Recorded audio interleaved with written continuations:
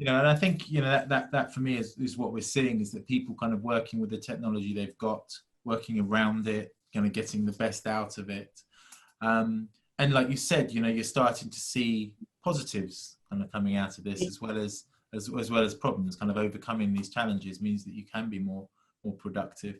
I mean, out of the actual broadcast industry, obviously you've been within it for many years. Do you see this as quite a kind of a positive moment for the broadcast industry? And I guess I could ask that 3 months ago, because there's so much going on. And now, do you think the trajectory of the broadcast industry has changed even in the last 3 months? Or I think, I think it's interesting because when you look down the food chain, if you look from someone like a service provider like Sky, obviously, any service provider today is having revenue impacts, whether it's lack of sport or whatever it is, which cause them in turn to look at, if the top line is coming down, what am I spending on my bottom line? And so, looking at what do I need to do for the rest of the year as I plan to come out of this. So in some respects, there's a lot more focus on, what's really important. There's a lot of prioritization that's going on, which I think, is ultimately a good thing.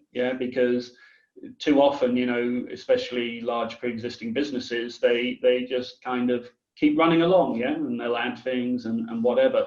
But even some of the fundamental stuff that they do never gets questioned. It's because we've always done it. And so when you get something as impactful as what we're going through with COVID, I think it allows organizations to take the time to really analyze where they're spending their money, what's the return they're getting on it, and potentially deploy resources into other more growth areas. So, some of the employee base is getting shifted across to, more newer stuff, that we think we can get a better return on in the near term.